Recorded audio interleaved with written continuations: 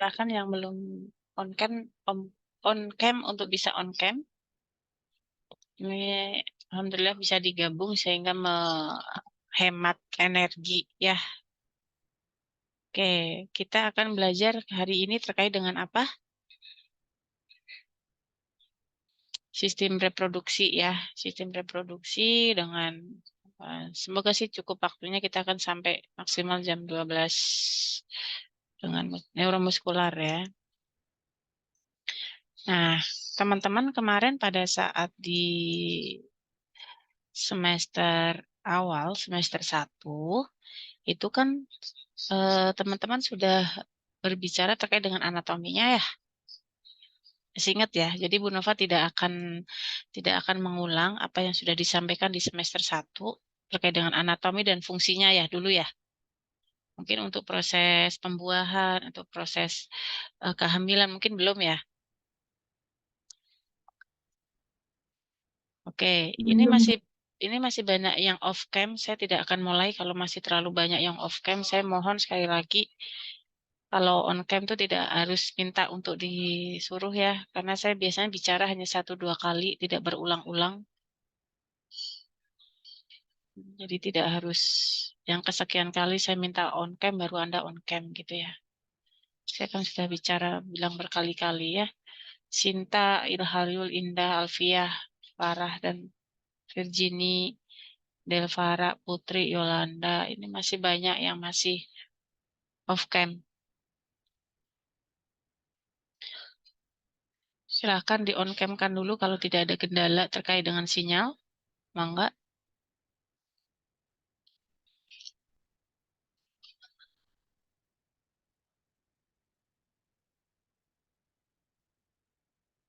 Oke. Masih ingat nggak anatomi untuk sistem reproduksi? Apa saja, terdiri dari apa saja? Laki-laki dan perempuan. Yang Anda masih ingat apa saja?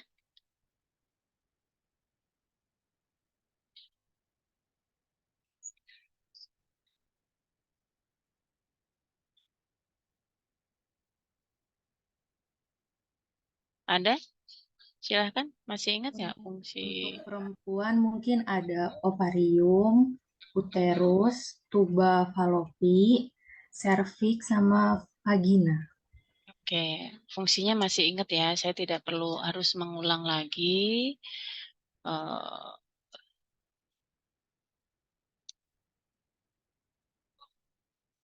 saya akan menyampaikan terkait dengan apa yang kira-kira yang belum tersampaikan ya.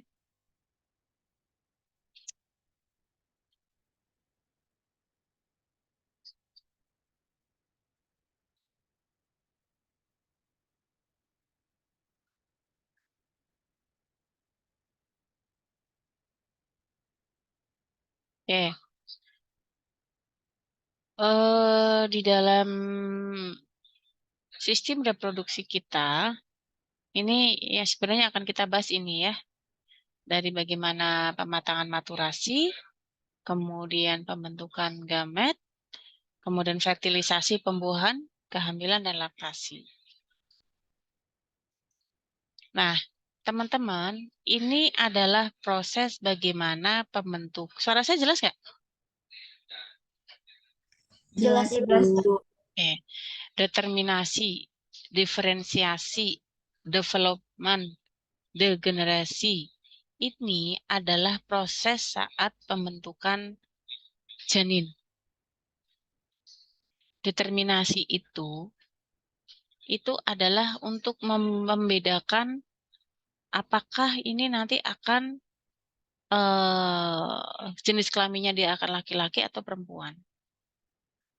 Determinasi ya, kita harus bedakan. Kemudian dari determinasi ini dikenal dari apa, Bu? Untuk kita mau mengarah apakah dia nanti jenis kelaminnya laki-laki dan perempuan, di determinasi ini sudah terbentuk sebuah kromosom.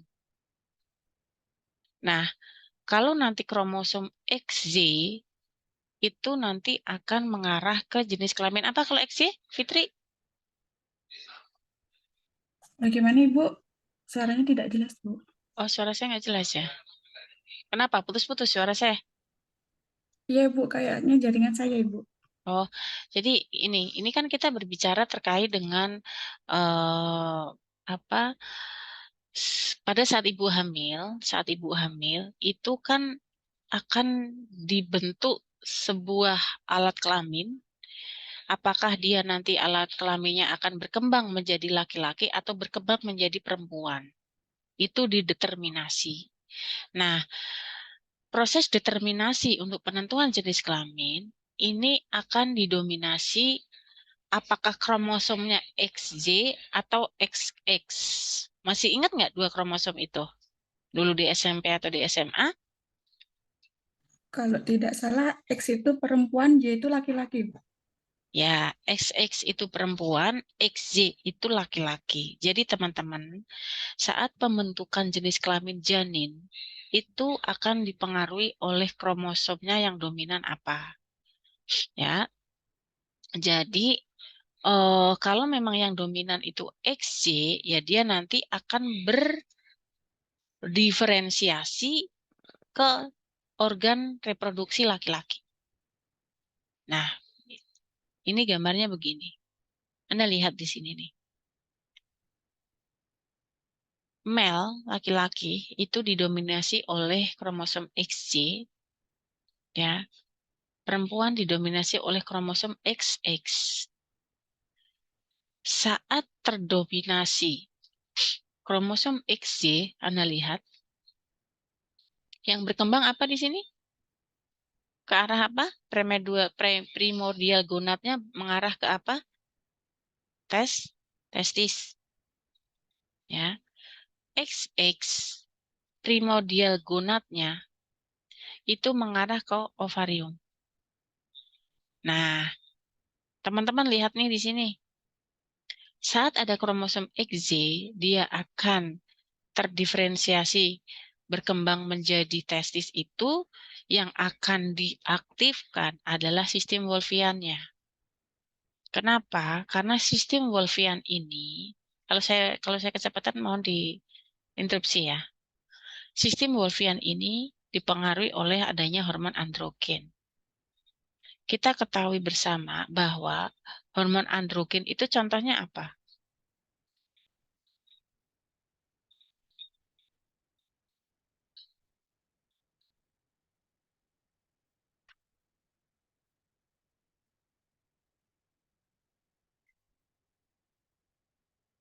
Apa?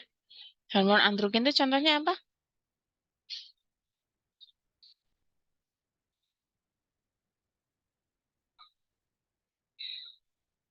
Hmm? Hormon yang ada di laki-laki ya, Bu. Ayo apa? Kayak tumbuh bulu kumis gitu nggak sih, Bu? Bukan, contoh nama hormon androgen itu apa? Testosteron toh? Nah, jadi saya ulangi ya, kalau ada kromosom XY, jadi primordial gonadnya akan berkembang ke testis karena kromosom XY jelas yang akan dominan adalah androgen. Androgen itu turunannya adalah testosteron. Ya, nah karena hormon androgen ini dia dominan, sehingga yang akan diaktifkan adalah sistem Wolffian. Sistem Mulleriannya dia mengkeret, degenerasi. Akan berbeda kalau dia perempuan itu ya dia tidak ada hormon yang berpengaruh. Sehingga karena tidak adanya hormon yang berpengaruh, dalam hal ini androgennya itu tidak berfungsi karena dia itu adalah kromosom XX, sehingga sistem Mulleriannya itu yang akan diaktifkan. Sedangkan Wolffiannya dia akan eh, terdegenerasi, artinya dia akan susut ya. Jadi XY Wolffian system yang akan diaktifkan, XX Mullerian system yang akan diaktifkan. Gambarnya adalah demikian.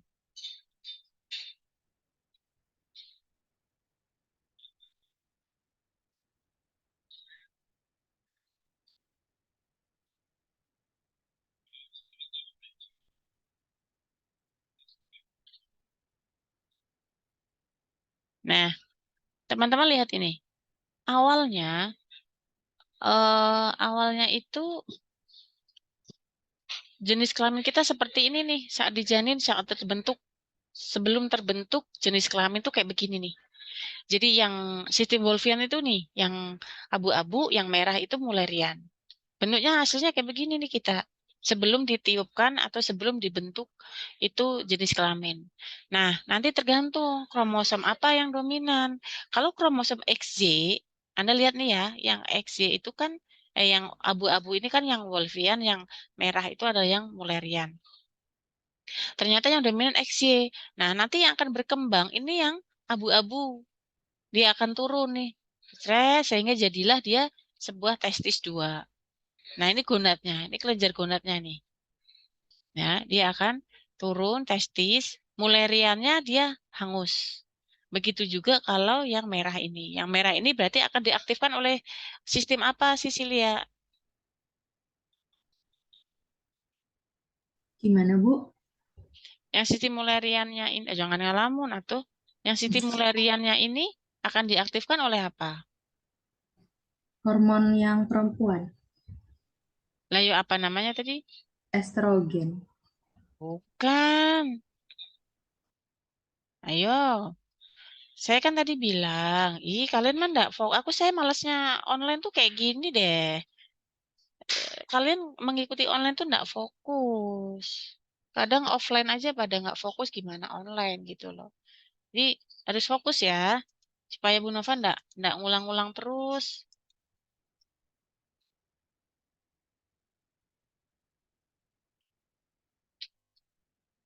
Siapa atas nama siapa?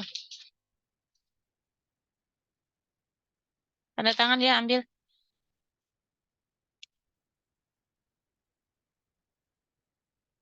Dilihat di sana ya.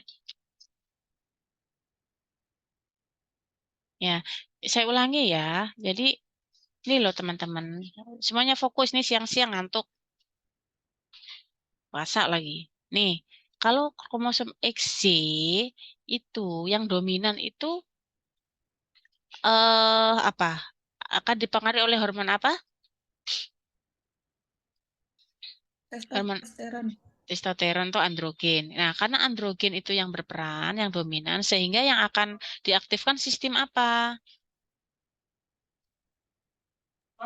Wolffian system. Wolffian, sistem Wolffian. Nah, kalau sistem Wolffian ini dia berkembang atau yang dominan, itu dia akan berkembang ke organ reproduksi laki-laki. Ada vas deferens, ada seminal vesikal, ada prostat, ada skrotum, ada penis. Itu kalau yang sistem Wolffiannya aktif.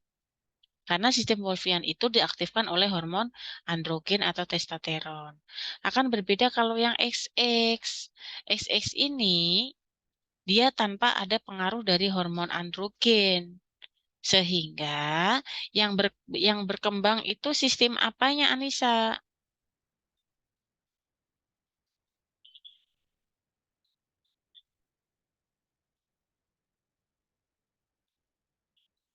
Hmm? Mullerian, Bu. Mullerian, ya, sistem Mullerian. Kalau Mulleriannya yang aktif, itu ini akan berkembang ke arah reproduksi perempuan. Ada tuba falopi, ada uterus, ada vagina, ya, ada labia, ada klitoris dan lain sebagainya, gitu ya. Nah, gambarnya seperti ini saat kita sebelum ditentukan janin di ibu hamil, ya. Jadi yang yang yang abu-abu ini tadi apa Sisilia? Sistem apa? Wolffian, Ibu. Wolfian. Yang merah apa yang merah? Si siapa ya? Eh Devina.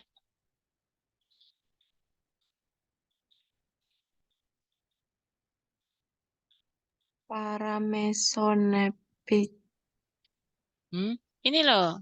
Nih. Mullerian. Mullerian ya. Jadi kalau ada kromosom XY, ini abu-abu ini yang akan berkembang ke arah gonad alat kelamin laki-laki. Nah, kalau Mulleriannya yang berkembang yang merah ini, nah Anda lihat nih yang di Wolffiannya ini kan dia kecil-kecil karena dia luntur ya, luntur. Jadi yang dominan adalah yang merah, sehingga dia sistem Mullerian gitu ya. Nah, kalau penisnya perempuan itu disebut apa? Karena kalau kita lihat di gambar ini sebetulnya sama ini, alat kelaminnya tuh sama. Saat belum terdiferensiasi jadi laki-laki dan perempuan, janin ini memiliki bentuk dan struktur yang sama, baik itu laki-laki dan perempuan.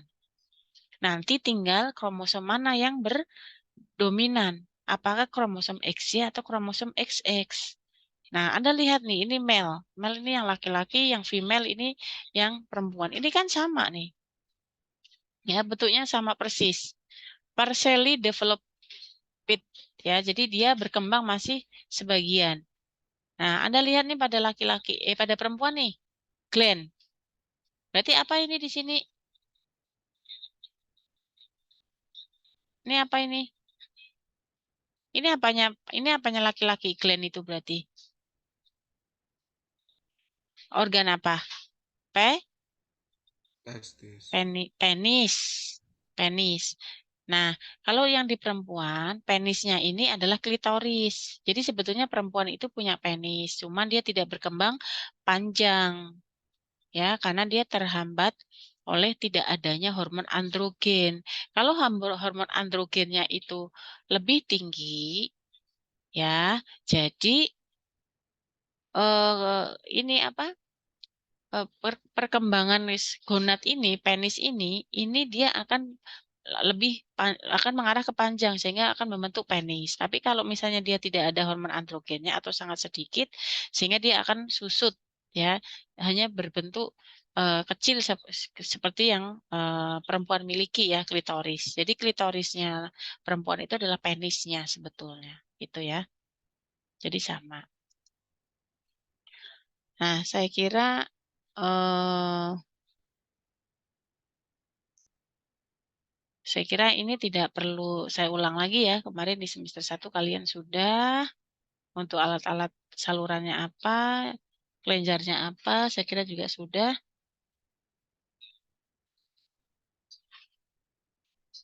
Nah, untuk nama dan fungsinya sudah nggih semuanya ya. Untuk nama-nama organnya Hani Astri Saptiwi, nama-nama dan fungsinya sudah semua kan? Di semester Sudah, 1 Bu. sudah ya, saya tidak akan mengulang. Saya mengulang yang belum saja. Sekarang saya tanya, ya, sekarang saya tanya, kenapa eh sperma laki-laki itu warnanya putih, baunya khas, dan dia kental. Kira-kira apa? Ada bisa jawab apa? Kenapa kok warnanya itu seperti itu dan baunya itu khas gitu? Ada yang sudah tahu bau sperma kayak apa? Belum ya? Putri, udah tahu belum Putri? Putri Larasati sudah pernah Belum, Bu. mencium? Belum. Kalau yang laki-laki mungkin. Yang merasa laki-laki mana? Siapa yang laki-laki? Siapa yang laki-laki? Ini kok nggak ada laki-lakinya ya? Oh, Muhammad Farhan. Iya nggak Farhan? Baunya khas nggak sperma itu Farhan? Iya, Ibu.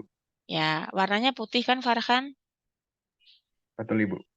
Ya, kalau yang laki-laki paham ya karena sudah pubertas ya, jadi pasti sudah pernah mengeluarkan itu gitu. Nah, sekarang pertanyaan saya, kenapa kok bisa ada warnanya putih? Siapa yang memberi warna putih? Kenapa baunya seperti menyengat seperti itu? Siapa yang memberikan bau? Nah, itu Anda harus paham. Kira-kira siapa? Anda lihat di sini nih. Fungsi dari epididymis apa? Tia Aprilia? Fungsi dari epididymis mengabsorpsi sperma hingga kental dan menyimpan sperma sementara tidak mungkin.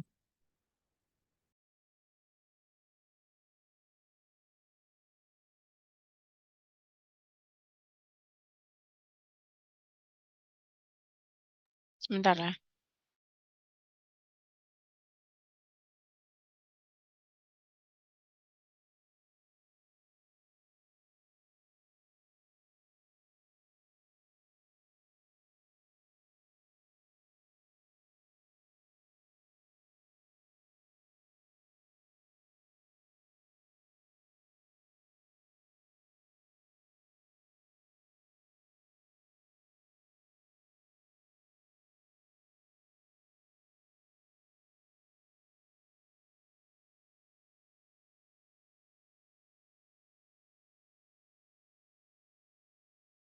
Sebentar dulu ya.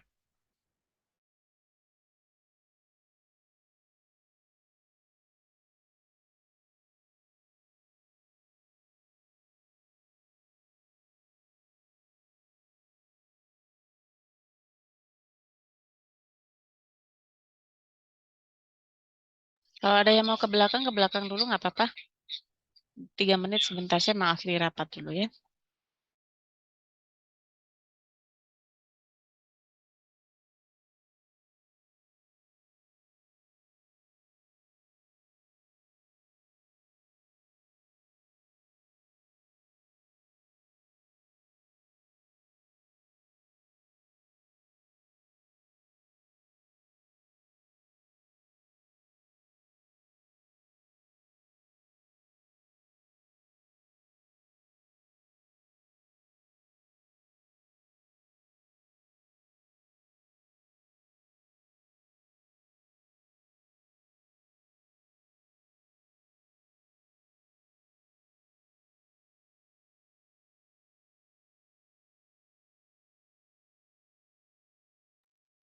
Oke, sudah tahu tadi fungsinya untuk apa?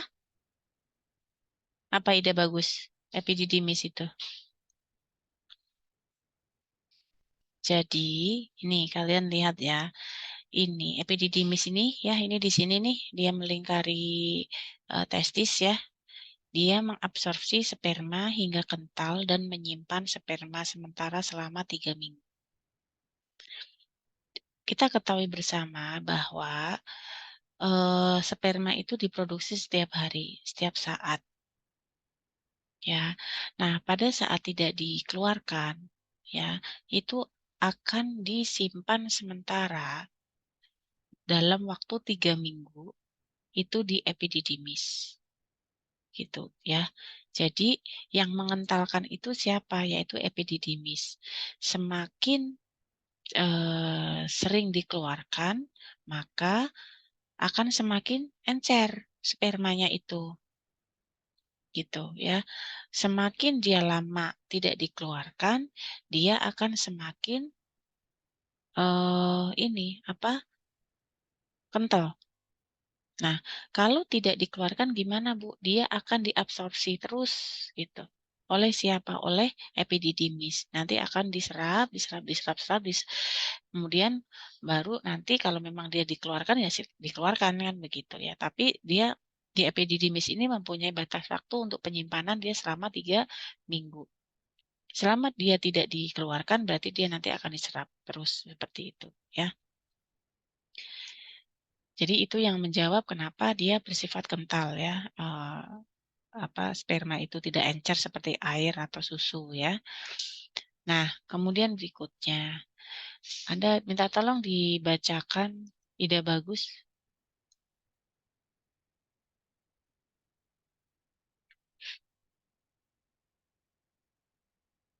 Silakan. Ide bagus minta tolong dibacakan. Ya, Bu.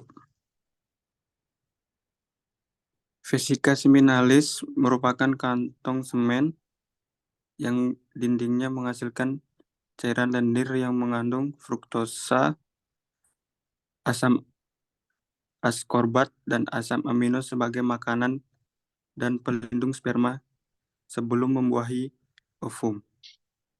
Ya, Vesika seminalis. Ya, kalian tahu ya kemarin sudah berbicara Vesika seminalis. Jadi ini adalah yang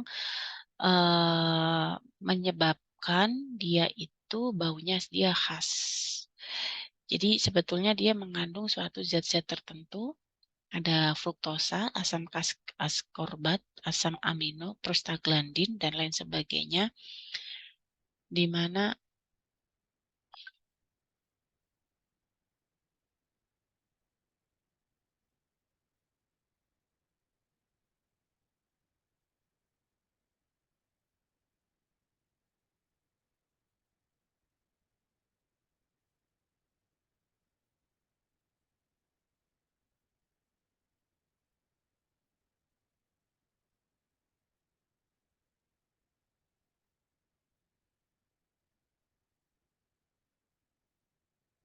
ya jadi dia mengandung Dia yang vesika seminalis ini dia menghasilkan cairan lendir, memang di mana kandungan-kandungan dari sperma ini banyak ya. Salah satunya adalah prostaglandin juga.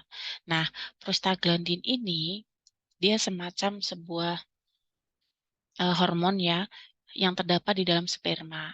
Jadi hormon ini prostaglandin itu Anda pernah mendengar mitos nggak kalau misalnya melakukan hubungan seksual selama kehamilan itu bisa menyebabkan keguguran? Pernah mendengar itu enggak? Pernah, Bu. Pernah. Apa yang Anda dengar, Mbak Fitri? Bahwa itu, Bu, melakukan hubungan seksual saat kehamilan itu mengganggu janin, Bu. Bisa menyebabkan keguguran. Seperti itu, Bu. Ya, tapi menurut Mbak Fitri itu benar atau salah? Mohon maaf ya, Bu, sebelumnya kalau salah. Mm-mm. Menurut saya mungkin kalau kehamilannya masih muda, masih 1 sampai 5 bulan itu memang berpengaruh ya, Bu, terhadap janin. Tapi kalau usia kehamilannya itu tua, mungkin tidak, Bu. Soalnya pernah mendengar juga bahwa kalau melakukan hubungan seksual saat kehamilan tua itu bisa memperlancar kelahiran normal, Bu. Oh Benar iya, tidak ya, Bu? ya pintar Mbak Fitri ya. Ya, itu mungkin sering juga kita dengar bahwa seperti itu, bahwa makanya prostaglandin inilah yang berfungsi apa? Yang berfungsi untuk ada hubungannya dengan kontraksi uterus. Jadi kalau terkait dengan mitos bahwa selama hubungan seksualitas itu dia akan mengganggu, sebetulnya tidak ya, sebetulnya tidak. Tapi memang tidak boleh berlebihan pada saat usia trimester pertama. Ya, 3 bulan pertama itu memang harus berhati-hati.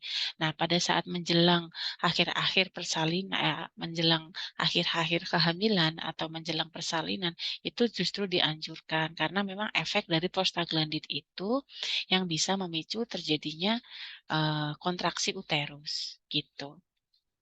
Ya, jadi zat prostaglandin inilah yang nanti akan memicu kontraksi uterus atau kontraksi dari otot-otot rahim sehingga bisa mempercepat apa itu persalinan atau pembukaan. Bukan mengakibatkan keguguran, bukan. Tapi ya itu tadi ya terkait dengan efek dari prostaglandin sebagai salah satu bahan yang ada di sperma. Jadi inilah yang menghasilkan cairan lendir yang mengandung fruktosa atau asam askorbat tadi ya. Sehingga dia memang baunya, kalau mau untuk maskeran enggak apa-apa. Bisa nggak Bu untuk maskeran? Ada kan ya kadang ada mitos-mitos yang seperti itu gitu bahwa sperma itu bisa untuk maskeran wajah dan lain sebagainya gitu. Tapi sih secara klinis itu belum terbukti ya, belum terbukti. Nah, kemudian minta tolong dibacakan, Tia. Tia Aprilia. Kelenjar tambahan, kelenjar prostat menghasilkan cairan basah berwarna putih susu. Cairan ini berfungsi untuk menetralkan sifat asam pada saluran vasa, efferentia, dan cairan pada vagina sehingga sperma dapat bergerak dengan aktif. Ya, jadi begini. Ini ada kelenjar prostat ya di sini ya. Ada prostat nih, kecil nih di sini nih. Ya, tapi pada orang lansia ini bisa membesar dan sangat berbahaya. Ya, sehingga kalau membesar ya dia akan ada gangguan seksualitas, akan ada gangguan berkemih gitu ya. Nah, kelenjar prostat inilah yang memberikan warna putih susu kepada sperma. Jadi kalau ditanya kenapa sih kok warnanya putih, kenapa tadi baunya khas, kenapa dia kental kayak gitu. Kental berarti peran dari siapa tadi? Masih ingat? Farhan? Epididymis, Bu. Epididymis ya. Kemudian dia bersifat apa? Dia berwarna putih, peran dari kelenjar prostat. Nah, di sini kelenjar prostat inilah dia menetralkan sifat asam karena ingat teman-teman bahwa sperma ini dia bersifat basah. Berbeda dengan cairan vagina. Kalau cairan vagina itu bersifat asam. Basah dan asam ketemu sehingga itu nanti akan bisa membuahi. Jadi, makanya kalau kita mau berbicara infertilitas, itu tidak hanya infertilitas terjadi pada perempuan saja. Infertilitas juga terjadi pada juga laki-laki gitu. Sudah pernah dibahas ini yang infertilitas pada laki-laki semester 1 sudah pernah dibahas? Yang tidak infertilitas itu tidak subur. Pada laki-laki sudah pernah dibahas? Belum. Oke, Belum, Bu. kalau belum saya berikan, tapi kalau sudah ya berarti saya review ya. Saya memberikan yang kira-kira belum diberikan, tapi kalau sudah diberikan tinggal interupsi saja. Jadi gini teman-teman, kita lihat di sini bahwa kelenjar prostat inilah dia memberikan sifat basah. Ya, kalau Anda tahu bahwa bau cairan vagina, bau cairan sperma itu khas, memiliki kekhasan masing-masing. Ya, kita tidak berbicara tabu ya, karena ini adalah suatu teori keilmuan yang memang teman-teman harus paham. Jadi sperma yang bersifat basah dan cairan vagina yang bersifat asam itu bertemu. Kalau cairan vagina itu dia terlalu asam, dia juga akan nggak bagus. Sama dengan yang sperma, dia terlalu basah pun dia juga tidak bagus. Kebasaannya dia juga kurang, itu juga tidak bagus. Sama-sama tidak akan terbuahi dan sama-sama tidak akan bisa membuahi. Kalau pH-nya itu tidak sesuai dengan standarnya, ya. Jadi sel sperma dengan sel ovum ini akan bertemu antara basah dengan asam, dia akan bertemu. Nah, nanti akan terbentuk sebuah zigot ya, atau nanti zigot ini akan berkembang menjadi embrio ke janin ya. Nah, Anda lihat di sini ada kelenjar Koperi kecil banget di sini. Nah, kelenjar Koperi ini dia sebagai penghasil cairan pelicin. Jadi misalnya nih laki-laki ya yang merasa laki-laki Rois, mana kamu Rois? Ya, Rois, kamu pernah terangsang nggak Rois? Terstimulasi pernah atau tidak? Gak usah malu-malu jawabnya. Biasanya kalau laki-laki sudah ya, apalagi sudah pubertas ya, kita nggak perlu tabu berbicara seperti ini karena memang ini teorinya seperti itu. Nah, kelenjar Koperi itu nama lainnya adalah bulbouretralis. Nah, kelenjar Koperi ini dia kecil ya, dia kecil seperti ini. Dia adalah menghasilkan cairan pelicin. Pada saat seseorang laki-laki misalnya dia terangsang atau terstimulasi akan keluar seperti sel mani. Ya, bukan sel sperma, bukan, tapi sel mani dia sangat encer, dia berfungsinya sebagai cairan pelicin. Gitu, ya. Mungkin pernah ya, pasti pernah ya kalau laki-laki. Nanti juga sama dengan perempuan juga sama. Nah, saya kira ini Penny, saya kira nggak ada masalah. Nah, ini adalah bentuk sperma yang normal seperti ini. Jadi bentuk sperma yang normal itu ada kepalanya, ada badannya, ada ekornya.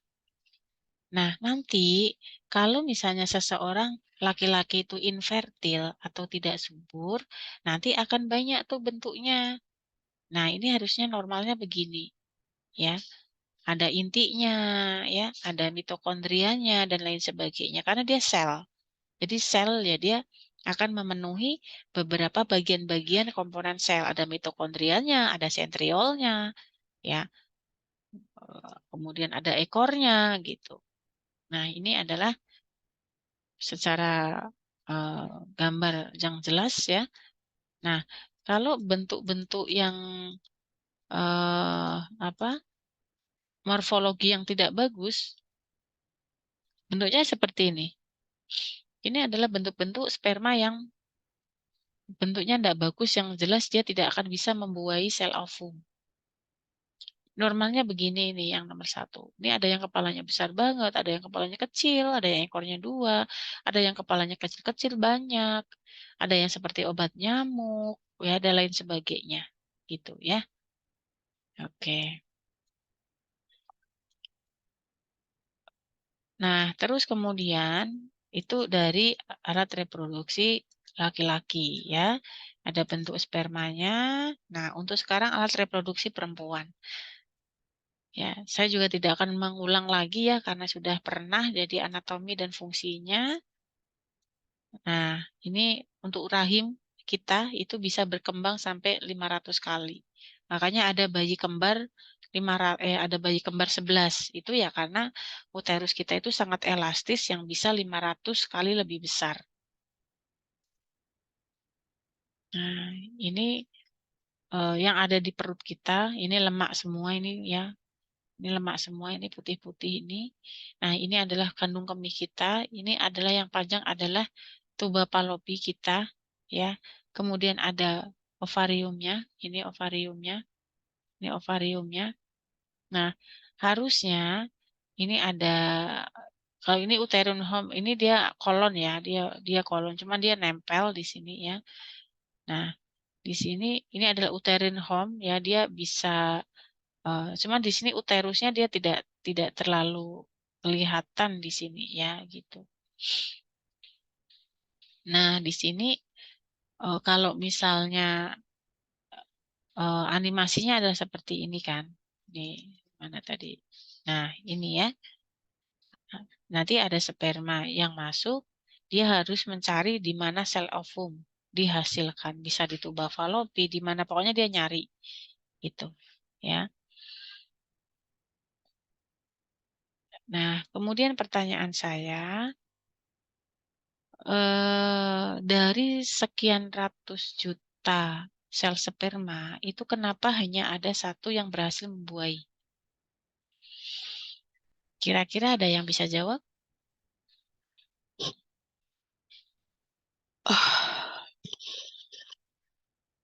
Jadi kita itu adalah bibit-bibit unggul, ya bibit-bibit unggul yang memang kita itu apa sudah diciptakan memang kita itu terpilih gitu. Nah seperti ini ya. Ntar dulu saya carikan. Nah ini sel ovum sel ovum itu kita ibaratkan seperti bumi kita. Seperti bumi kita. Nah, di sini ada seperti atmosfer. Seperti atmosfer itu yang kita sebut dengan zona pellucida. Anda lihat di sini, ini ada jutaan sel sperma yang akan membuai sel ovum.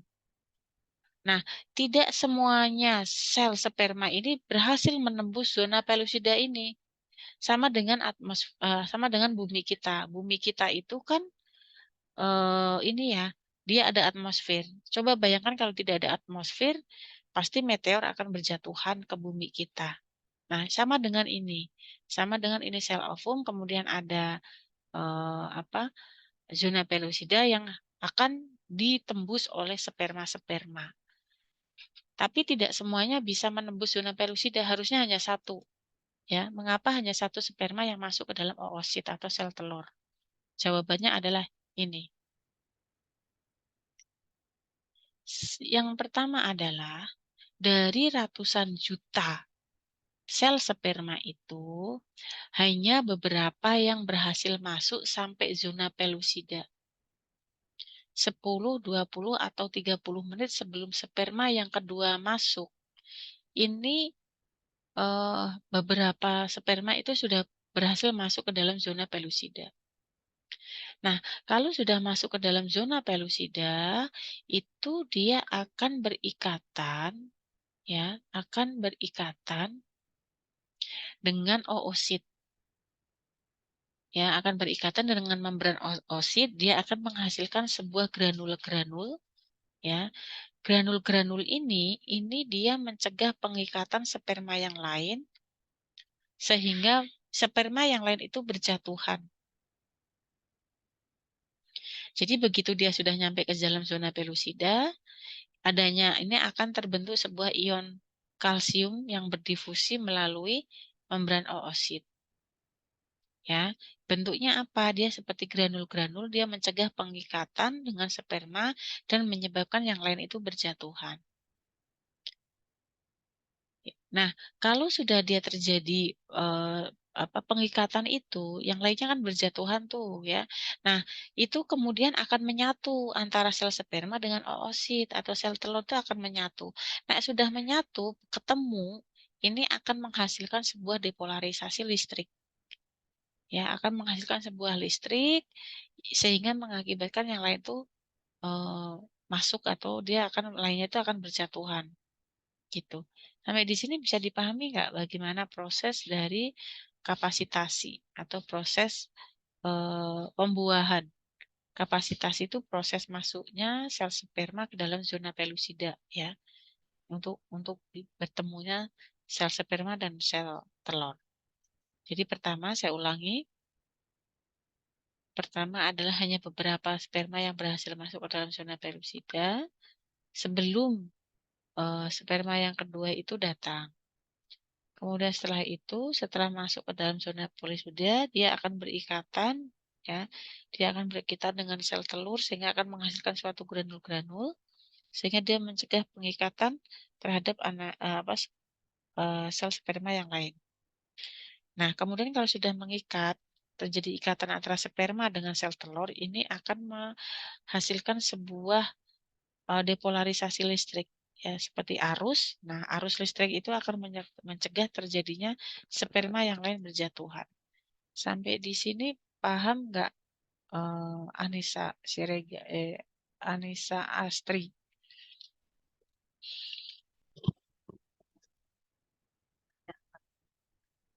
Mbak Hani Astri yang disampaikan Bu Nova bisa dipahami nggak? Bisa, Ibu. Oke, bisa ya. Prosesnya itu. Nah, ini adalah beberapa kondisi yang menyebabkan pembentukan sperma itu abnormal. Pertama karena suhu, ya. Suhu itu mengakibatkan, jadi suhu yang panas ya, suhu ekstrim. Jadi laki-laki itu tidak boleh berada di suhu ekstrim untuk di ininya ya. Jadi misalnya kayak petugas mesin fotokopi, itu kan dia daerah pinggulnya itu kan dia berdekatan dengan mesin. Itu tidak boleh terlalu lama terpapar oleh panas seperti itu. Karena suhu ini akan mengakibatkan degenerasi ya atau penurunan fungsi dari sel-sel tubulus seminiferus dan spermatogonia. Jadi untuk sel-sel penghasil spermanya itu ini akan terganggu dengan adanya perubahan suhu yang ekstrim. Nah, terus kemudian kriptorkidisme.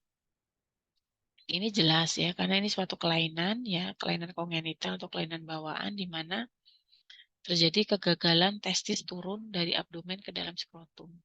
Jadi dia testisnya ini nggak ke skrotum tapi malah ke abdomen gitu. Nah, kemudian pengaruh jumlah sperma terhadap sterilitas dan pengaruh morfologi bentuk dan pergerakan. Ya. Jadi yang dimaksud dengan spermatogenesis itu adalah pembentukan sperma secara genesis ya, pembentukan ya secara normal. Secara abnormal ya ini ya harusnya terhindar dari suhu yang ekstrim, kriptorkidisme, pengaruh jumlah sperma ya, morfologi atau bentuk dan pergerakannya. Jadi kalau mau punya sperma yang sehat ya harus steril, jumlahnya harus adekuat, bentuknya harus adekuat, pergerakannya juga harus adekuat ya. Nah, ini tadi bentuknya.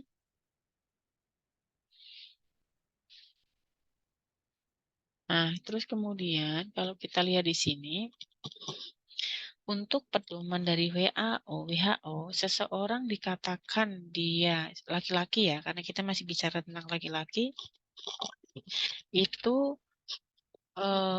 ada beberapa faktor yang menyebabkan seseorang laki-laki itu tidak subur. Yang pertama, dari volumenya. Dari volumenya jumlahnya kurang. Warnanya tidak yang semestinya. Baunya busuk misalnya. Atau bau lain selain adanya bau sperma yang khas. pH-nya ya dia di luar range normal. Silakan nanti dicari ya pH normalnya itu berapa ya untuk pH normal sperma. Minta tolong dicarikan siapa? Eki Ulul, carikan Eki Ulul pH sperma normal. Eki Ulul ada nggak di Google, cari Ki. Bentar, Bu. Ya, supaya kamu tahu nanti pH-mu tuh harusnya eh, berapa gitu.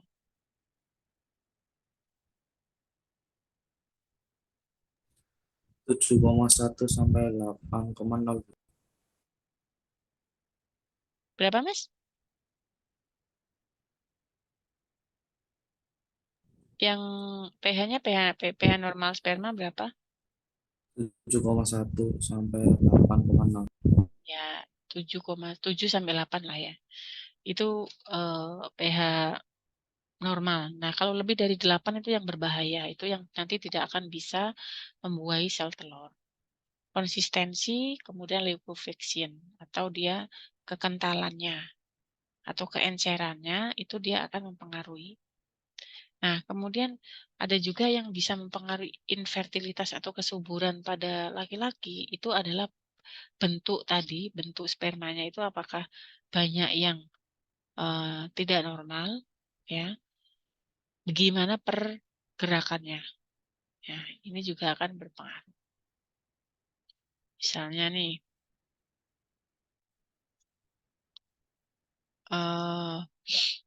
eh sorry, oh, apa tadi saya mencet apa ya?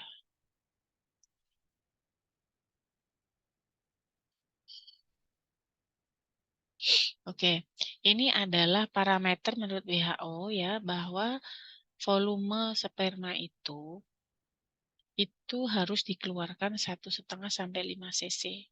Sekali ejakulasi atau sekali mengeluarkan itu rata-rata segini range-nya harusnya. Pernah ngukur nggak kamu, Rois? Spermamu keluar tuh pernah kamu ukur nggak? Belum pernah ya? Kayaknya juga belum ada ya yang mengeluarkan sperma terus kemudian diukur gitu, kayaknya juga belum ada ya. Tapi dia nanti pada saat seorang pasangan ya, suami istri misalnya mau melakukan tes fertilitas ya, ini kedua pasangan harus diperiksa, baik yang laki-laki dan perempuannya. Yang laki-laki itu akan dicek spermanya, keadaannya bagaimana, volumenya berapa, apakah memenuhi jumlah yang semestinya. Kemudian konsentrasinya harus terdiri dari lebih dari 20 juta per cc. Ingat per cc ya, bukan 20 juta per sekali semprot, tapi 20 juta per cc. Jadi kalau misalnya ada 5 cc, Anda bayangkan 5 cc dikali 20 juta, itu berarti berapa juta harus ada di dalam sel sperma itu konsentrasinya. Kemudian pergerakan. Pergerakan itu harus yang cekatan harus ada harus ini ya, cekatan, gesit ya gitu. Jadi kalau yang lambat ya dia pasti akan tertinggal dengan yang lain. Jadi harusnya lebih dari 50% itu pergerakannya dia cepat, terengginas gitu ya. Bahasa Jawanya terengginas. Kemudian morfologi bentuknya lebih dari 30% ya. Jadi kalau misalnya tadi kita lihat macam-macam bentuk-bentuk yang tidak normal, itu lebih dari 30% itu harus normal. Kalau di bawah 30% itu nanti dia dikatakan infertil atau tidak normal. Nah, kemudian untuk melihat apakah memang di dalam sel spermanya itu sehat ya. Artinya di sini untuk leukositosisnya, leukosit itu kan sel darah putih. Nah, kalau sel darah putihnya itu ternyata kandungannya banyak di dalam sperma, itu dia tidak bagus. Tapi boleh nggak Bu? Ada, boleh. Tapi harus di bawah kurang dari 1 juta. Gitu. Nah, ini parameternya adalah 2. Jelas atau tidak? Jadi ini dari sekian ini parameternya harusnya minimal ada 2. Misalnya, volumenya 4. Kemudian motilitasnya 60%. Berarti laki-laki tersebut dikatakan subur atau enggak?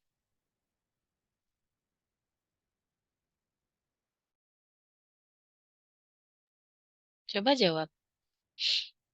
Menurut Anda gimana? Misalnya volumenya ternyata saya ganti deh, volumenya misalnya tadi berapa 4 ya? Saya ganti oke lah. Misalnya masih di range normal, misalnya volumenya 3 cc. Kemudian konsentrasinya dia 25 cc per 25 juta per cc. Itu berarti pasien ini normal atau enggak kesuburannya?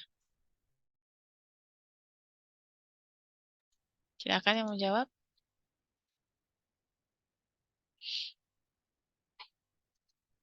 Ivan, coba Ivan. Jawab, Ivan.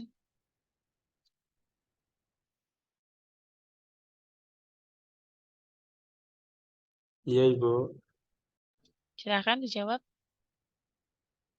Maaf pertanyaannya tadi gimana, Bu? Nah, kan ngalamun lagi. Aduh, sangel ngantuk, ngantuk, ngantuk, ngantuk. Bangun, bangun, bangun, bangun, bangun. Repot nih. Yuk dibaca. Baca aja kamu. Parameter volume Ini parameter apa ini, Mas? Yang sedang saya bicarakan.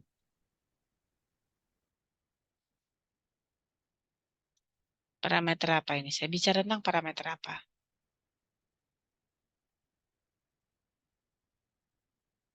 Loh, kok diem? Loh, dari tadi itu saya bicara apa ini?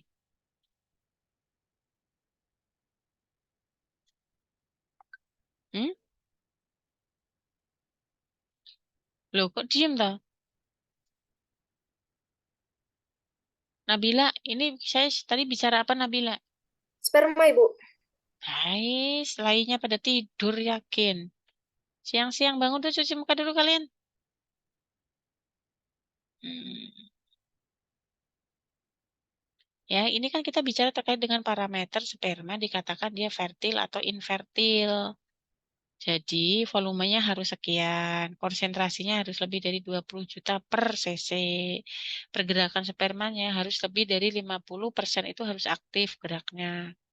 Kemudian bentuknya ya, bentuk dari spermanya itu harus lebih dari 30% itu bentuknya harus normal. Kemudian untuk kadar leukositnya itu harus kurang dari 1 juta per cc. Jadi kalau misalnya tadi diperiksa itu volumenya itu 4 cc, kemudian motilitasnya itu 60%. Itu kira-kira laki-laki tersebut fertil atau infertil? Fertil itu berarti subur, infertil berarti tidak. Fertil, Ibu. Fertil, Bu. Ya, fertil karena sedikitnya ada 2 parameter itu ya. Oke. Nah, ini adalah male sexual behavior. Jadi tingkah laku seksual dari laki-laki.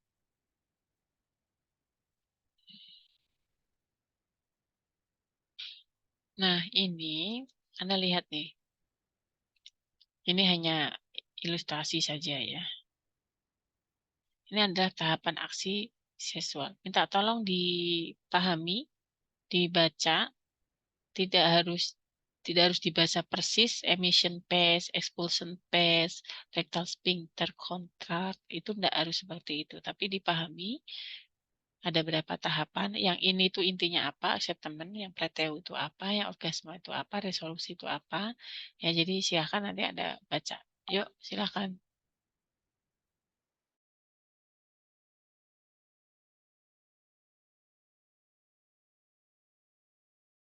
Ini artinya apa? Excitement, preteu, orgasme, resolusi.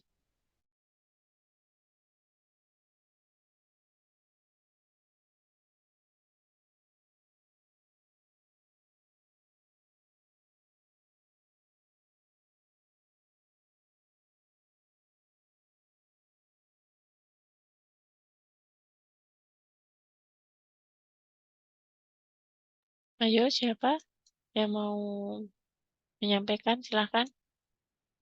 Saya, Bu. Ya, silakan. Mbak Ihyaul. Masing-masing tahapan ini gimana maksudnya? Yang pertama itu ada fase kegembiraan di mana penis itu lembek setengah Setelah penuh ereksi sepenuhnya, testis meninggi, skor tuh menebal, dan seks memerah. Dan yang kedua yaitu ada fase plateu, di mana sekresi Cowper, testis naik jauh, testis naik lebih jauh dan putar. Dan yang ketiga ada orgasme, yaitu fase emisi, ekspulsi fase, kontrak, Springer rectum. Dan yang terakhir yaitu ada fase resolusi, yaitu hilangnya ereksi, testis turun, skor tuh menipis.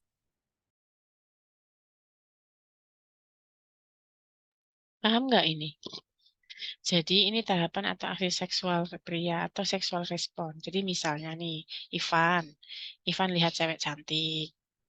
Pertama, dia akan ada fase excitement dulu.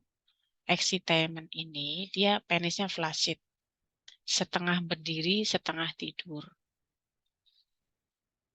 Plateu itu sudah ada sekresi cairan, licin.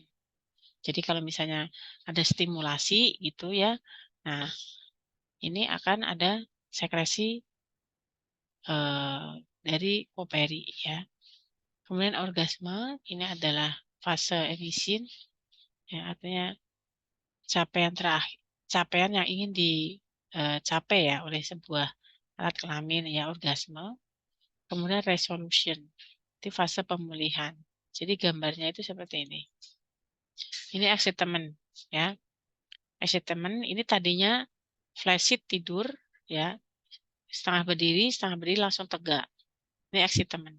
Setelah seperti ini nanti akan ada keluar produksi dari koperi, memproduksi cairan licin ini di sini. Terus kemudian orgasme ini di sini ya keluarnya, jadi sini semuanya kontraksi semua.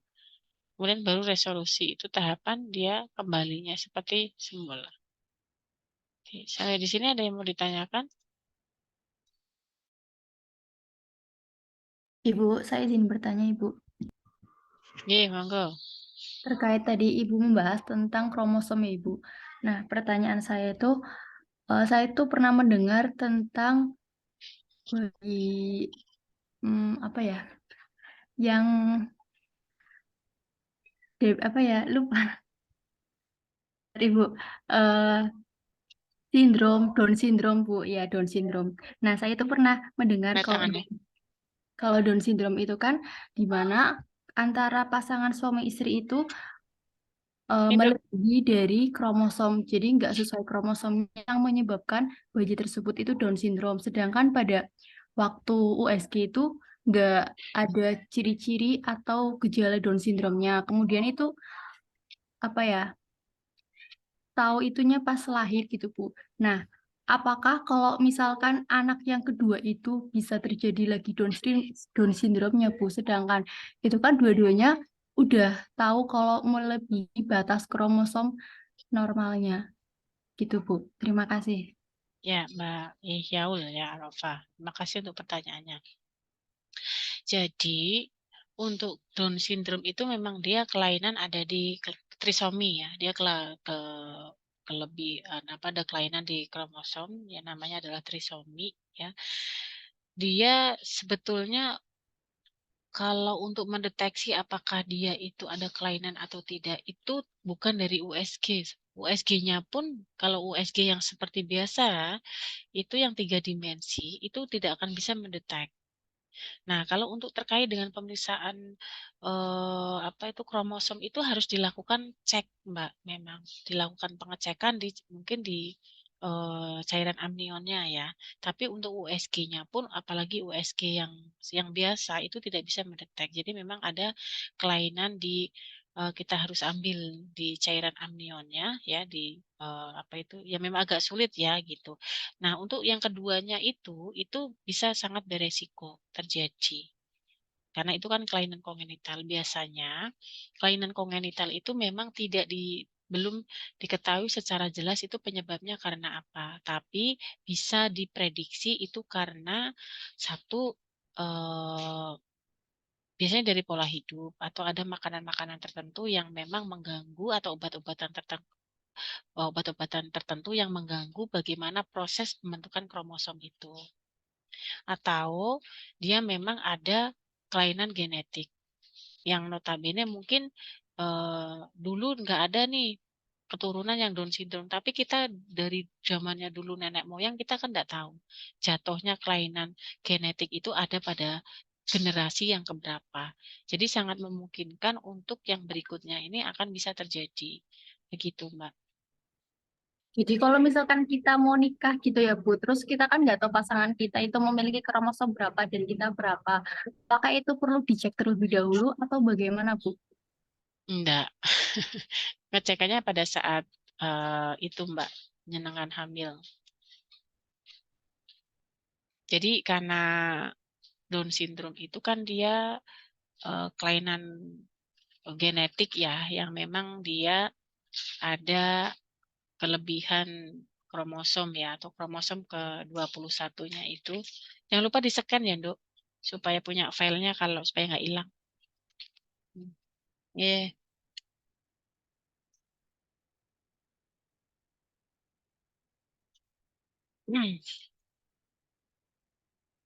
Jadi enggak. Ya kalau memang Anda itu mau kalau mau apa itu, Mbak, mau mengecek sampai dengan detail seperti itu sih enggak masalah, enggak apa-apa. Tapi kan kadang kita tidak sampai seperti itu ya. Nah, makanya untuk deteksi dini itu kita memang rutin harus melakukan tindakan pemeriksaan. USG-nya pun USG yang mungkin lebih ya, yang 4 dimensi. Saya nggak tahu sekarang yang 5 dimensi mungkin ada ya, tapi masih sebatas kita, kalau yang 3 dimensi itu jelas nggak bisa. Ya, dengan yang 4 dimensi itu kemungkinan akan bisa kedetek. Nah, terus kemudian bisa juga dilakukan dengan uji atau tes darah ya, itu. Terus kemudian cairan amnion tadi bisa, atau uji sampel. Kalau memang sudah kita tahu itu ada keturunan atau sudah ada kehamilan yang pertama itu memang sudah ada, ya kita untuk yang keduanya kita wajib perlu hati-hati gitu. Intinya seperti itu sih. Kalau misalnya mau ngecek apakah ada kelainan genetik enggak Bu untuk pasangan kita, yang namanya screening pranikah itu wajib ya. Jangankan kok Down syndrome, hemofili aja. Hemofili itu kan sama. Hemofili itu juga karena ketidaksesuaian resus kedua pasangan. Resusnya yang satu apa, yang satu apa. Sehingga nanti pada saat terjadi pertemuan antara zigot, antara ovum dan sperma, itu akan mengakibatkan janinnya itu nanti terkena hemofili. Hemofili itu kan gangguan pembekuan darah.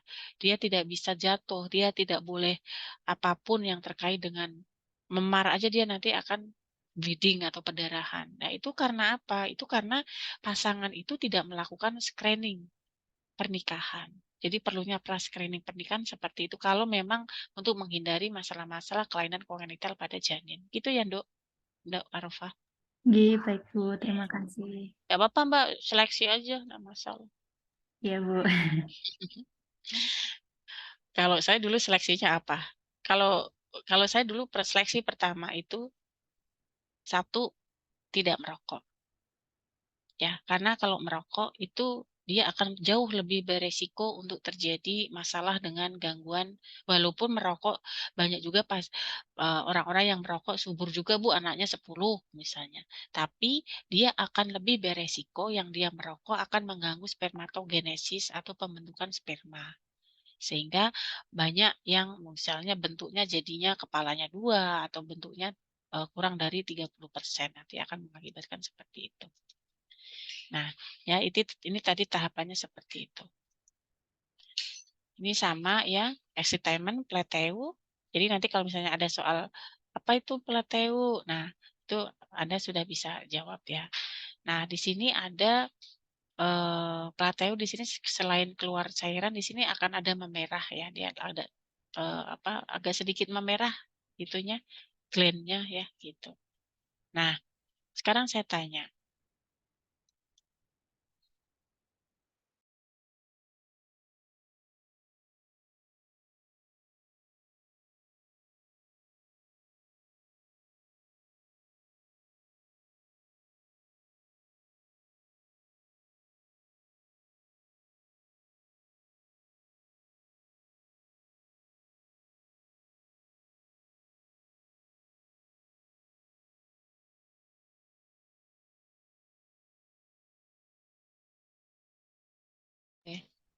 Oke, sekarang saya tanya nih.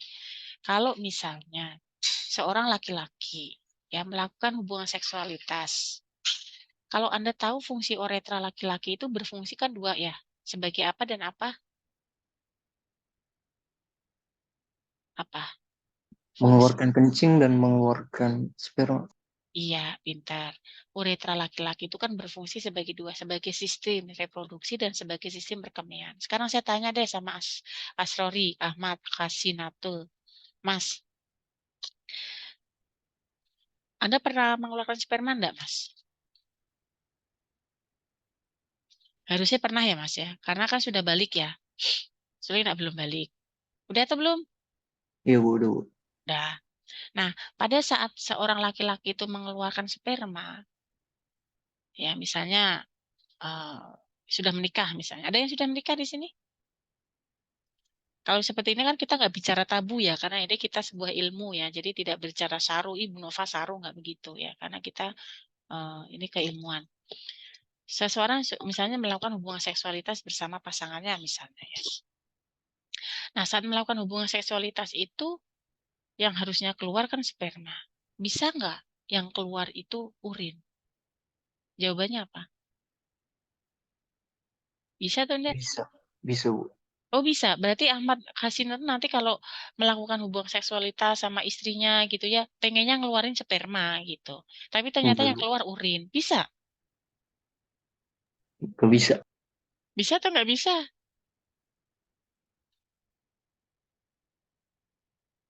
Bisa atau nggak bisa? Kemungkinan nggak bisa. Tapi Kok, eh, kok kemungkinan nggak bisa? Berarti kalau kemungkinan nggak bisa, ada kemungkinan bisa juga dong. mungkin. Kok jadi lagu Stinky mungkinkah semuanya?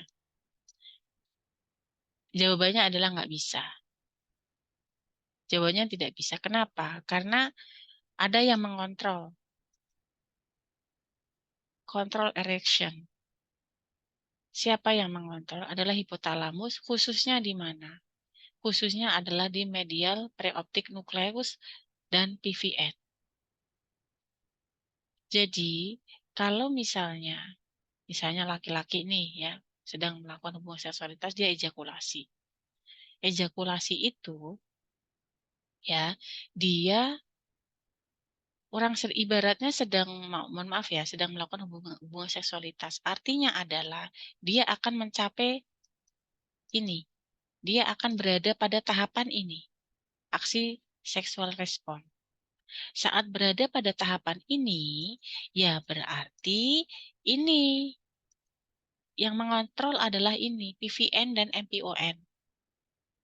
Nah, kalau yang mengontrol ini itu adalah kontrol miksinya atau kontrol buang air kecilnya itu di stop. Jadi otak kita itu sudah pinter. Nggak terus kemudian kita sedang, mohon maaf, melakukan hubungan seksualitas, kemudian ingin mengeluarkan sperma, ternyata yang keluar urin. Nah, nek ngono ya berarti ada kelainan. Kan kita berbicara secara fisiologi, berarti secara normal. Kecuali kalau PVN dan MPON-nya sudah tidak berfungsi. Ya, kemungkinan bisa. Tapi kalau kita bicara secara normal, itu ya tidak bisa. Ya, sedang berada di respon seksual yang 4 tadi, kok tiba-tiba yang keluar urin. Ya, jadi dia akan berhubungan dengan bagaimana otak itu mengontrol apa yang kalian inginkan. Gitu, ya. Nah, ini di sini nih. Ini korteks, ini PVN-nya ini di sini. Ya, inilah yang mengatur bagaimana respon seksual seseorang. Gitu ya. Nah, Anda baca nih. Saya berikan waktu 1 menit deh. Anda pelajari gambar ini. Nah, ini adalah kontrol sistem saraf pada ereksi. Anda lihat nih. Silakan bisa dibacakan. Ivan, bacain Van. Bisa nggak Van?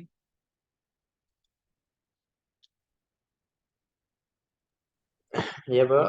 Ya, coba bagaimana sistem saraf kita itu mengontrol ereksi, Van? Bacain, Van, dari gambar ini, Van.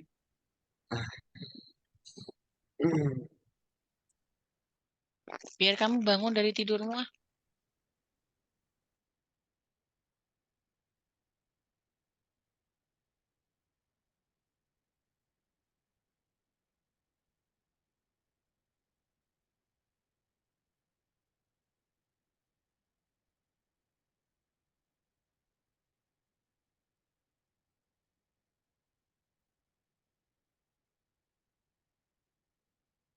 Ya, caranya baca piye, Givan?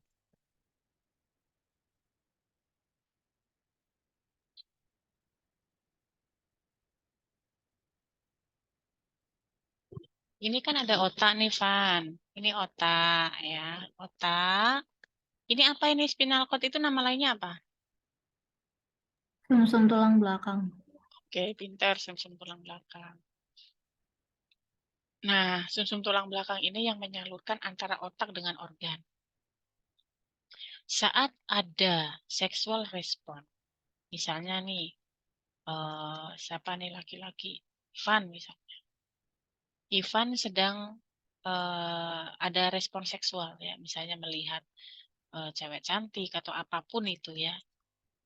Nah, fungsi dari medula spinalis kita ini dia bisa memicu dan dia bisa menghambat kontrol dari otak ya. Jadi ini kan sebagai walaupun semuanya otak yang kontrol, tetap otak yang kontrol, tapi ini akan terhambat atau akan tetap ini ada pengaturannya. Oke, saya karena dia melihat cewek misalnya ya. Kemudian adanya respon seksual. Ini akan mengakibatkan pusat refleks ereksinya bekerja. Ya, PVN-nya tadi itu ya, pusat refleks ereksinya itu dia bekerja sehingga melalui medula spinalis ini akan mengakibatkan ini apa? Testisnya ini, penisnya ini dia menegang. Ya.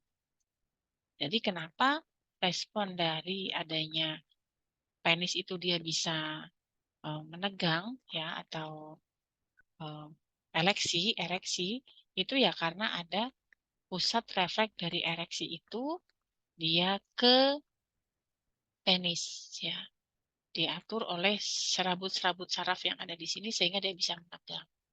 Bu, berarti kalau misalnya seseorang impoten itu kayak gimana, Bu? Orang yang impoten itu jelas dia sudah gangguan. Ada masalah dengan pengontrolan ereksinya.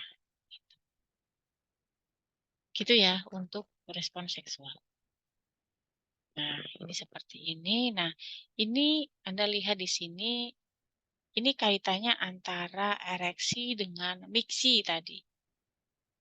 Proses miksi. Makanya Anda lihat di sini, ya, ini ada sumsum tulang belakang kita kan ada cervical, ada torakal, ada lumbalis, ada sakral. Ya, ini lumbal L1 sampai L5, ada torakal T1 sampai T12, ada sakrum S1 sampai S5 dan coccygeus. Semua dari cervical sampai coccygeus ini semua memiliki jalurnya sendiri-sendiri, dia mau mengatur siapa. Ya. Jadi pusat refleks kalau ini berkaitan dengan sphincter, kalau berkaitan dengan proses miksi, ya nanti yang akan bekerja adalah miksi senternya, pusat buang air kecilnya, bukan dari respon seksual senternya. Sehingga nanti begitu ada seksual respon, ini dia nanti akan ditutup. Ya, sphincter uretrannya ini dia akan tertutup. Sehingga yang keluar itu bukan urin, tapi yang keluar adalah sperma sesuai apa yang diinginkan. Nah, ini adalah contoh secara mekanisme molekuler ya, bagaimana obat Viagra itu ya contohnya yang bisa meningkatkan stamina yang katanya begitu, itu adalah dia secara biokimiawinya memang dia bisa mengakibatkan terjadinya ereksi dengan proses seperti ini. Namun itu tidak bagus ya. Kalau terus-terusan dipakai itu tidak bagus. Nah, ini berdasarkan usia, dari usia 20 tahun, mungkin kalau teman-teman yang masih laki-laki usia 20 tahun, mungkin dia berdirinya tegak begini. Nanti seiring dengan perjalanan usia, dia mulai akan berdirinya, ereksinya dia tidak akan maksimal seperti ini ya. Dia mulai akan turun. 50 dia mulai akan turun. Bahkan sampai 60 dia sudah mulai turun ke arah 90 derajat. Gitu. Sampai di sini ada yang mau ditanyakan? Nah, ini ejakulasi selama pubertas. Ejakulasi pertama kali laki-laki yang terjadi pada laki-laki itu biasanya dimulai dari usia 12 tahun ya. Tapi ini kan relatif ya, tergantung dari masing-masing orang. Nah, untuk ejakulasi yang pertama kali itu biasanya sedikit volumenya ya. Kemudian dalam waktu ejakulasi lebih dari 3 bulan ini, dia menghasilkan hanya 1 cc. Makanya berbeda ya dengan yang sudah pubertas, yang di atas 12 tahun gitu ya, yang bukan pubertas dini atau pubertas awal, itu dia hanya akan menghasilkan selama 3 bulan itu hanya 1 cc semen saja. Ya, sedikit memang. Nah, untuk seseorang yang ejakulasi dini, itu dia 90% ejakulasi dini. Ejakulasi pertama kali itu 90% itu kurang mengandung sel sperma. Ya, dia tidak terlalu aktif biasanya untuk yang pertama kali itu ya. Nah, kalau seterusnya itu dia akan 97%-nya dia akan bergerak dengan baik ya. Kemudian 3%-nya itu gerakannya dia akan abnormal ya. Awal banget memang kurang bagus ya, tapi setelah awal itu dia nanti akan menuju ke arah normal gitu.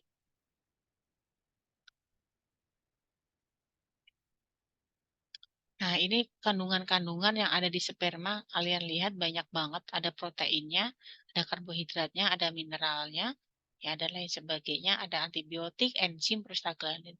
Kalau masih Anda mau coba aja Anda terluka, tergores. Ini kan ada antibiotiknya tuh.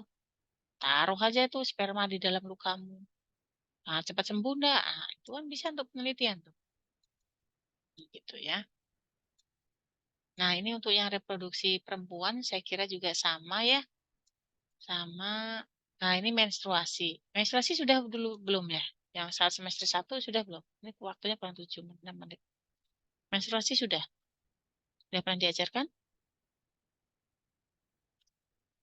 Kemarin Ibu. Sudah ya? Oke. Sudah dibahas. Oke, kalau sudah berarti saya lewati. Siklus menstruasi juga sudah ya? Sudah ya siklus menstruasi ya Mbak Fitri? Sudah Ibu kemarin. Oke, sama siapa?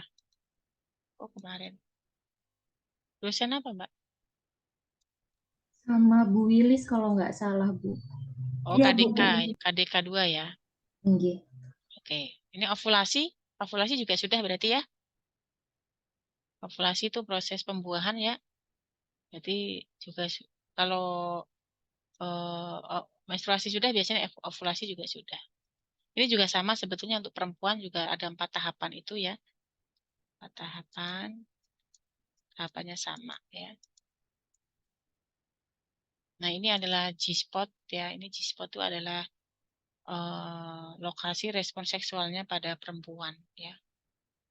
Sepertiga, kalau kita ambil sepertiga jari ke atas itu G-spotnya perempuan. Fertilisasi ini sudah ya, saya tidak perlu. Jadi ini fertilisasi itu begitu ada sperma dia akan menuju ke kanan atau ke kiri ya tergantung.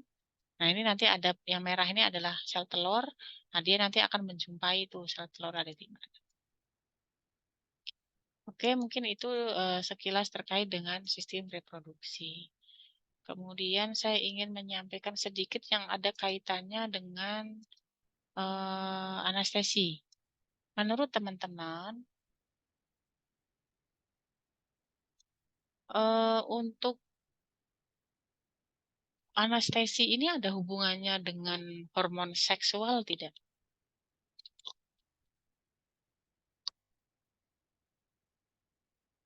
Seperti hormon seksual itu kan ada FSH, ada estrogen, gitu-gitu. Menurut teman-teman berpengaruh nggak anestesi terhadap kadar ini?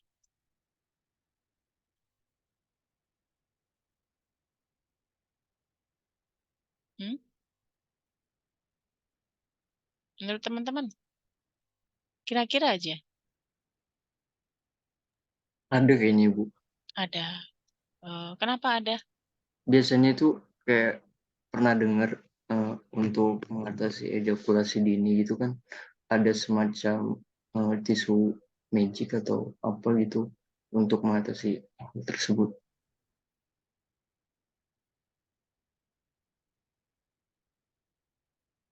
Apa itu tadi magic? Ketok magic. Itu krim atau sejenis tisu, Ibu, untuk mengatasi ejakulasi dini. Bukan saya oh, apa hubungannya sama anestesi? Itu Oh, maksudnya maksud karena mengandung itu. iya, Oh, bukan maksud saya itu anestesi. Maksud saya itu anestesi pembedahan. Maksudnya bukan anestesi itu. Kalau itu tuh kalian nggak usah suka pakai-pakai kayak gitu. Memang sih sesuai dengan teorinya 70% bahkan 80% laki-laki itu terjadi ejakulasi dini. Secara teori memang seperti itu, apalagi orang-orang Indonesia atau orang-orang Asia. Tapi kadang laki-laki itu kan merupakan sebuah hal masalah yang memang akan mengganggu bagaimana nanti rumah tangganya ya. Bu, sebenarnya bisa nggak sih Bu dengan terapi-terapi itu? Bisa sih, bisa. Tapi kan itu hanya tidak menyelesaikan masalah, hanya maksudnya itu dia hanya tidak menyelesaikan akar masalahnya gitu. Tapi kayak tadi kata siapa tadi? Mas siapa tadi? Mas Ahmad. Bisa nggak Bu dengan tisu-tisu itu? Bisa. Karena kan dia bersifat anestesi, jadi kan baal. Penisnya itu jadinya baal. Kalau dalam dia melakukan penetrasi ke vagina, dia baal ya dia akhirnya nggak kerasa, akhirnya tahan lama. Tapi apakah nanti dari sang perempuannya itu apakah tidak berefek juga? Nanti jadinya perempuannya tidak kerasa juga nanti jadinya. Iya kan nggak kerasa juga karena masih ada respon apa akan nempel di dinding-dinding vagina perempuan. Nanti malah itu sih kalau pandangan saya seperti itu. Tapi bisa nggak bisa. Tapi yang saya maksudkan adalah terkait dengan anestesi pembedahan itu apakah.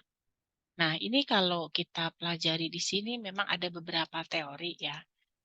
Kalau di sini saya carikan di jurnal efek agen anestesi propofol terhadap tingkat hormon seks post operasi.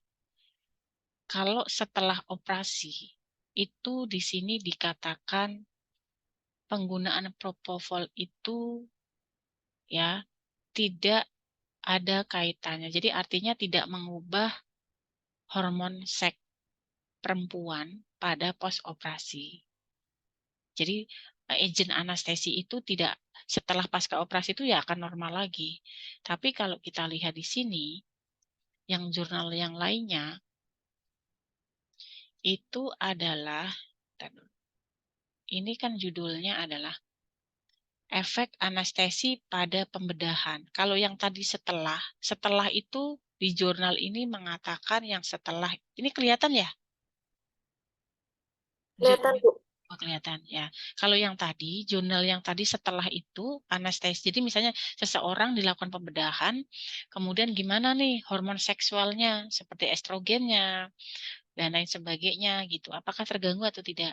Setelah dia operasi, setelah dia pasca tindakan pembedahan selesai, itu tidak mengubah. Tapi saat intra anestesi, artinya masih ada pengaruh dengan agen anestesi, ini ternyata dia ada perubahan yang bermakna. Jadi memang berarti secara teori itu bahwa ada kaitannya antara agent anestesi terhadap hasil LH. LH itu luteinizing hormone gitu.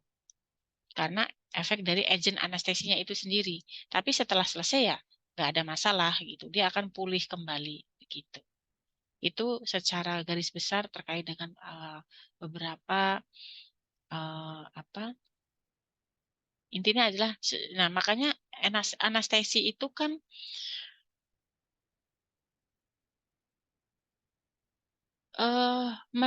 menormalkan yang membuat seseorang itu tidak normal. Dia anestesi itu sebetulnya mengganggu hemostasis tubuh. Makanya hampir semua sistem pada saat orang teranestesi itu pasti akan terganggu. Hampir semuanya terganggu. Hormon terganggu, kardiovaskuler apalagi terganggu, respirasi terganggu, reproduksi tadi hormon tadi terganggu, kemudian muskuloskeletal terganggu, saraf terganggu, semuanya itu diblok oleh anestesi sehingga mengubah homeostasis tubuh pasien. Harusnya kalau kita sayat itu kan harusnya nyeri. Nah, karena ada anestesi, normalnya itu kalau kita ditusuk jarum harusnya nyeri. Tapi karena di anestesi akhirnya dia gimana caranya supaya pasien ini tidak nyeri. Akhirnya apa? Fisiologinya itu di-cut dengan obat itu sehingga karena dipotong, di-cut akhirnya mengubah semua respon tubuh menjadi tidak bagus, berefek pasti itu. Intinya sih seperti itu. Gitu ya. Itu mungkin karena sudah lebih dari jam 12 kita harus sama menunggu. Kalau sebelum saya tutup, ada yang mau ditanyakan? Reproduksi dari kaitannya anestesi tadi sudah saya sampaikan, kemudian beberapa terkait dengan yang belum tersampaikan. Kalau nggak ada, Bu Nova akhiri. Nanti untuk yang muskuloskeletal nanti dibaca ya teman-teman. Ini sebagai tugas mandiri, dibaca saja. Kalau Anda mau membaca, alhamdulillah. Enggak juga mangga ya, karena waktu kita nggak cukup. Terkait dengan bagaimana secara fisiologi obat pelumpuh otot. Ya, lumpuh otot itu kayak gimana nih? Ada depola. Mungkin Anda sudah pernah dulu dapat ya di farmakologi ya. Tapi secara fisiologinya prosesnya itu obat maskalar relaksan tuh kayak gimana sih pelemas otot secara fisiologi bekerjanya itu mohon nanti untuk dibaca. Untuk bahan bacaan aja. Gitu ya. Oke, itu yang bisa Bu Nova sampaikan. Atas lebihnya saya mohon maaf. Saya akhiri. Wassalamualaikum warahmatullahi wabarakatuh. Saya end meeting for all ya. Karena setelah ini Bu Nova rapat lagi. Jadi sholat dulu. Ya, oke.